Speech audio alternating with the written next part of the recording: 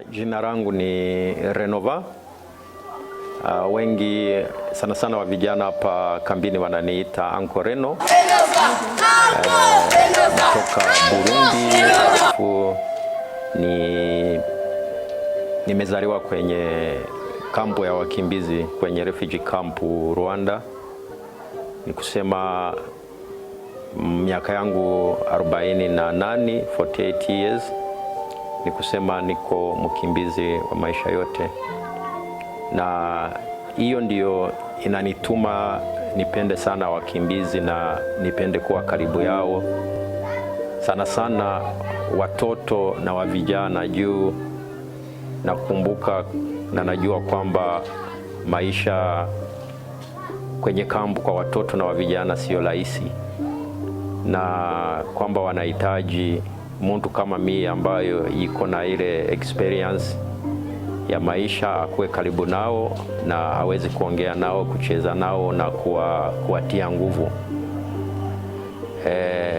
Wanaojiuliza juu ya nini napenda kucheza na watoto, juu ya nini natoka kwenye niko na kuya, jibu ni hilo hilo, ni juu nakumbuka ule mtu amenionyesha upendo, amecheza na mimi ile wakati nilikuwa katika hali ya utoto na ukimbizi. Ule mtu namuona kama amenifanyia vizuri, tena vimenisaidia katika maisha yangu. Nimeishi hapa Nzareka miaka 8 years, na nikakuwa kubahatika kutoka nikaenda Norway mimi na familia yangu. Alafu sijasahau mkimbizi wa Nzareka wala sehemu yoyote duniani, juu nakumbuka kwamba na najua mateso ambayo wanapitia. Nimeanza kuja huko Nzareka apres miaka 5 nimefika huko Norway. Nimekuwa nacheza na watoto, naongea nao, juu na ikuanja sikia ni kazi yangu na ni kile naweza nikafanya ili nisaidie wenzangu. Na hivi nimerudi na nimecheza sana na watoto, na nimezunguruka na chukua filme na foto. Wengi wanayojiuliza juu ya nini nachukua na filme na foto, ni juu napenda kwamba michezo ya watoto tunaweza tukaiendelesha humu Nzareka, na ule ambaye atafanya ile michezo iendelee, sio mzungu wala mtu wa nje. Mimi nakubali kwamba ni mimi peke yangu, ni si peke yangu. Sana sana si tumepata bahati ya kutoka na kwenda nje, tuko na ile bahati. Sasa ndio maana niko hapa, ni kusema zile picha, ale mafoto, ale mavideo nacheza na watoto, ni kusema niende niyatumikishe kama mashule, watu ambayo wana ile roho ya kuona tusaidie watoto waweze kupata nafasi ya kucheza, waweze kukuya wafanye ile kazi, wala watume watu wala wanitume. Juu michezo kwa mtoto ni rahisi, ni muhimu sana, imenisaidia katika maisha, na nadhani haingekuwa sport michezo singekuwa hapa leo. Na ni katika michezo ambayo nawazia kwamba tena nakubali kwamba inakuwa rahisi kuongea na kukaribia mtoto, sana sana kama mie na experience ya kujua kwamba masomo shule ni muhimu sana, kuheshimia na kusikiliza wazazi kama ni muhimu sana.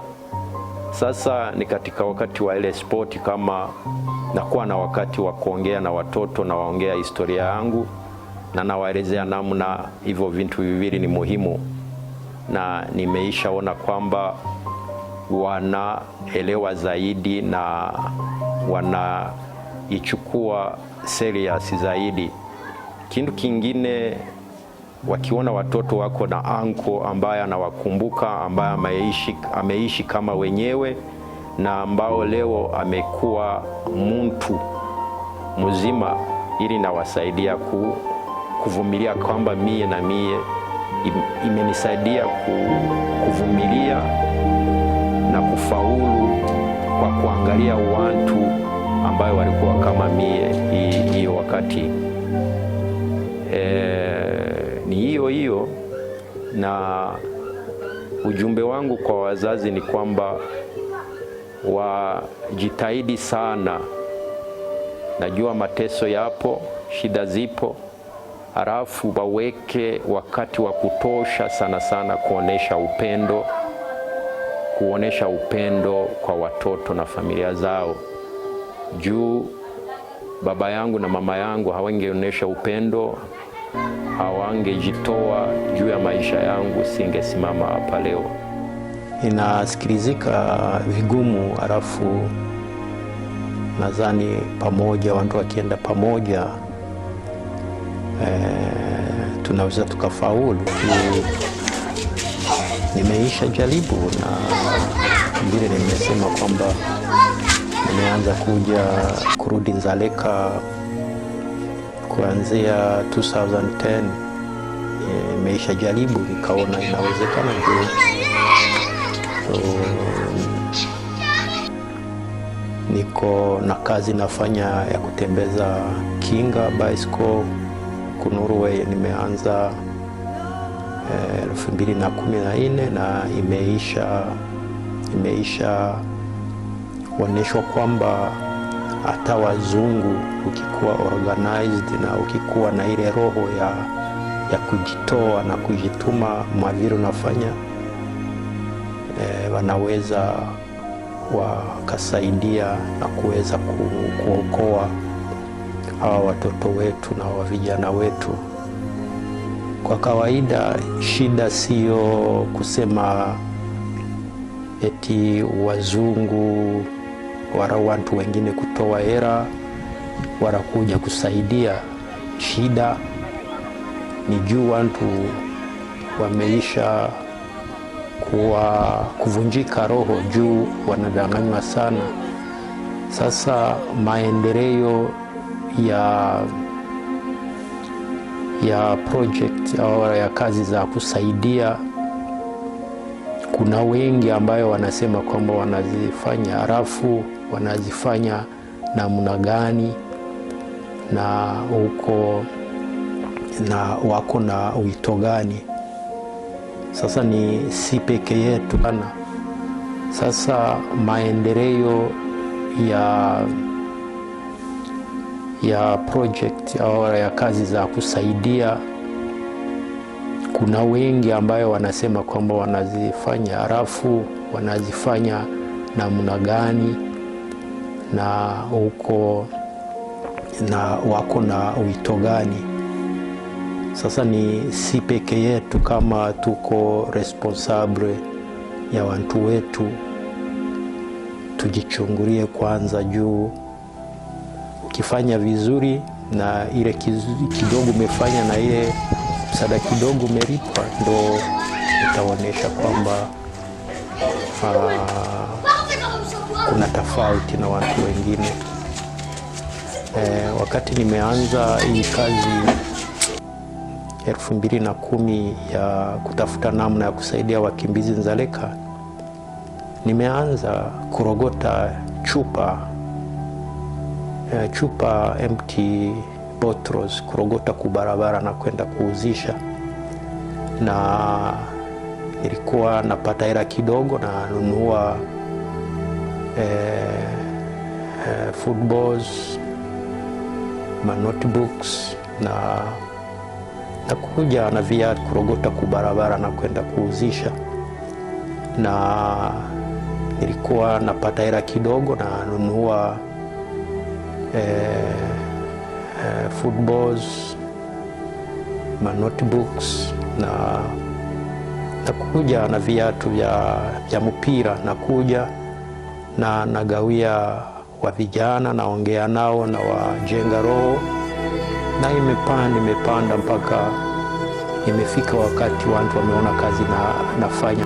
Mtu anatoa $10,000. Ni historia mrefu, ambayo nitazungumzia mwa kipindi kingine, na inawezekana tukijiweka